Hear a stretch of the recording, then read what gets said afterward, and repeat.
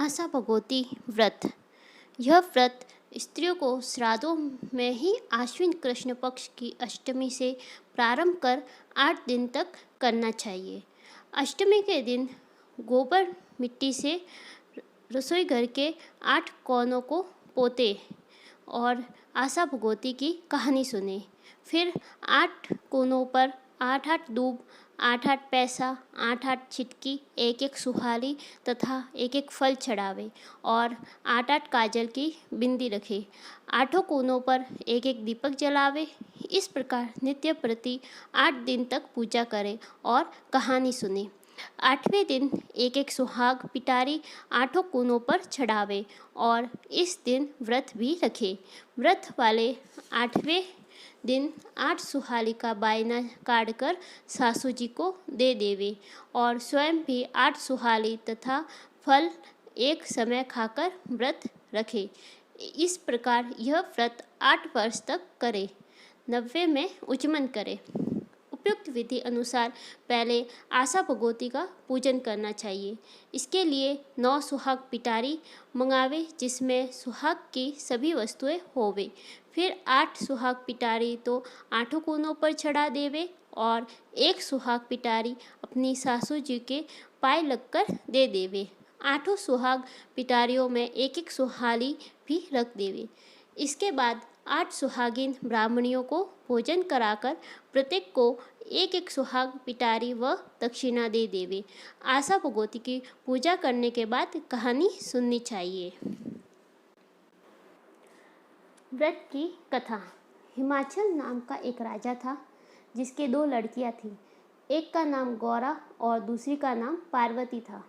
एक दिन हिमाचल ने उन दोनों लड़कियों को अपने पास बैठाकर पूछा कि तुम दोनों किसके भाग्य से खाती हो। इस पर पार्वती ने कहा, मैं अपने भाग्य का खाती हूँ। ये सुनकर राजा ने अपना एक पुरोहित बुलाया और कहा कि पार्वती के लिए भिखारी वर तथा गौरा के लिए राजकुमार की तलाश करो। पुरोहित राजा की आज्ञा अनुसार वर की तलाश करने के लिए घर से निकल पड़ा। एक दिन पुरोहित जी एक रास्ते से जा रहे थे कि रास्ते में शिवजी भिखारी का रूप धारण कर बैठे दिखाई दिए। पुरोहित ने पार्वती का विवाह उस भिखारी के साथ तय कर दिया और एक बहुत ही सुंदर राजकुमार से गौरा का विवाह तय कर दिया।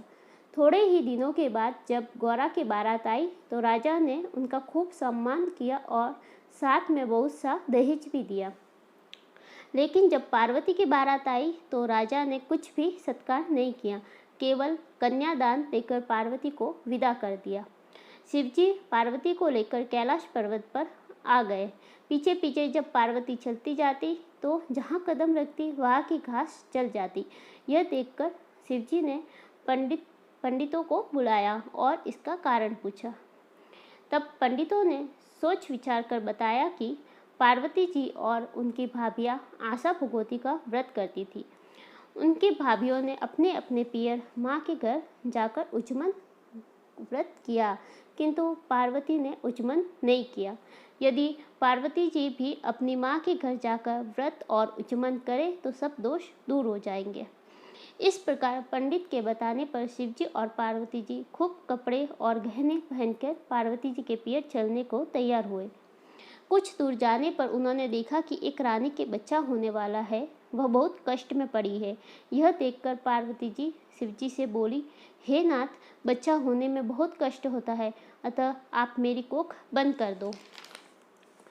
शिवजी ने कहा, तुम कोख बंद मत करवाओ, अन्यथा बाद में बहुत पछताओगी। फिर कुछ आगे चले तो देखा कि एक घोड़ी के बच्चा हो रहा है, उसे भी बहुत कष्ट है। यह देखकर पार्वती जी ने शिवजी से हठ किया कि मेरी कोख बंद कर दो, तभी आगे चलूँगी। बच्चा होने में कष्ट होता है। शिवजी ने पार्वती को बहुत समझाया कि कोख बंद कर देने के बाद तुम्हें बहुत पछतावा होगा, परंतु पार्वती जी न मानी। अंत में निराश होकर शिवजी ने पार्वती जी की कोख बंद कर दी। तब वे दोनों सज धज कर आगे चले। उधर गौरा ससुराल में बहुत दुखी थी। इधर जब पार्वती शिवजी के साथ अपने पीहर पहुंची तो उनके माता पिता उन्हें एकाएक न पहचान सके। जब पार्वती जी ने अपना नाम बताया तब राजा रानी बहुत खुश हुए। राजा को अपनी कही हुई पुरानी बात याद आ गई। उन्होंने पार्वती जी से पूछा, तुम किसका भाग्य का खाती हो? पार्वती जी ने तुरंत उत्तर दिया, मैं अपने भाग्य का खाती हूँ। ऐसा कहकर पार्वती जी भाभीियों के पास चली गई। वहाँ जाकर देखती है कि वे आशा भगवती का व्रत और उचमन कर रही हैं। यह देखकर पार्वती जी ने भाभीियों से कहा कि मेरा उचमन भी करना, मुझे भी उचमन करना है। मेरे उचमन की कोई तैयारी नहीं है, वरना मैं भी व्रत और उचमन करती। तब भाभीियों ने कहा, हे पार्वती, तुम्हारे क्या कमी है? तुम्हारे केवल कहने की देर है, शिवजी स्वयं ही सब तैयार कर देंगे। पार्वती जी ने शिवजी से कहलवाया कि मुझे व्रत और उचमन करना है। तब शिवजी ने पार्वती जी के पास एक मुंदरी भेज दी और कहलवा दिया कि इससे जो मांगेगी वही मिल जाएगा। पार्वती जी ने उस मुंदरी से उचमन के सभी सामान मांगे। मुंदरी ने तुरंत सभी सामान 9 सुहाग की पिटारी सहित ला दिया। यह सब देखकर भाभीियों ने पार्वती जी से कहा कि हम लोग तो 8 महीने से तैयारी कर रही हैं, फिर भी इतनी जल्दी तैयारी नहीं हो पाई है, लेकिन तुमने तो बहुत जल्दी सब तैयारी कर ली। फिर सबने खूब धूमधाम से उचमन और व्रत किया। इसके बाद राजा ने शिवजी को भोजन करने के लिए बुलाया और उन्हें खूब मिठाई और सुंदर सुंदर भोजन कराया। यह देखकर सब स्त्री पुरुष कहने लगे कि पार्वती तो भिखारी के साथ दिया था, किंतु वह तो अपने ही भाग्य से राज्य कर रही है। जब शिवजी ने भोजन करना शुरू किया तो उन्होंने इतना खाया कि पूरी रसोई में सिर्फ पतली सब्जी छोड़कर सब कुछ भी न बचा। पार्वती वही सब्जी खाकर पानी पीकर शिवजी के साथ घर के लिए चल दी। रास्ते में धूप के कारण वे दोनों एक पेड़ के नीचे बैठ गए। तब शिवजी ने पार्वती से हंसकर पूछा कि तुमने क्या खाकर आई हो? पार्वती जी बोली, जो आपने खाया वही मैंने भी खाया। शिवजी ये बात जानते थे कि पार्वती जी ने केवल सब्जी खाई है। इस पर शिवजी को हंसी आ गई और बोले कि तुम तो सिर्फ सब्जी खाकर आई हो, सब्जी खाकर और पानी पीकर आई हो। इस पर पार्वती जी बोली, महाराज आपने सब बात खोल दी, अब आगे कोई बात मत खोलना। मैंने हमेशा ससुराल की इज्जत पियर में रखी है और पियर की इज्जत ससुराल में रखी है।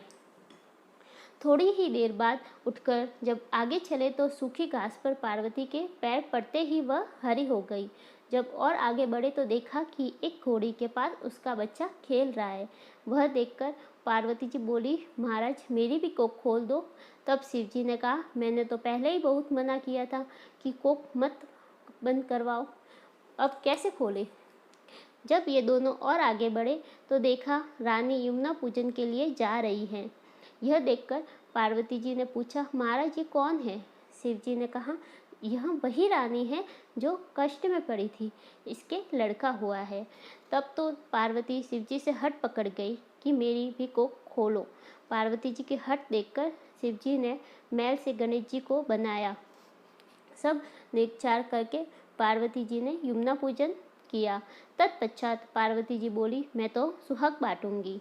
यह बात सब जगह फैल गई कि पार्वती जी सुहाग बांटेगी, जिसको लेना हो तो ले जावे। ये सुन साधारण से मनुष्य तो दौड़कर सुहाग ले आए। ब्राह्मणी और वैश्य स्त्रियां सुहाग लेने में देर से पहुंच गई। तब तो शिवजी पार्वती जी से बोले, इनको भी सुहाग दो। तब पार्वती जी बोली, मैं तो सब सुहाग बांट चुकी हूँ। इस पर शिवजी ने कहा, इनको तो सुहाग देना ही होगा। तब उन स्त्रियों को भी पार्वती जी ने थोड़ा थोड़ा सुहाग दे दिया। इस प्रकार किसी को सुहाग के लिए निराश न होना पड़ा। हे पार्वती जी, जैसे आपने उन सबको सुहाग दिया, उसी तरह हमें भी सुहाग दीजिएगा। इस व्रत और उचमन को कुंवारी लड़कियां ही करती है।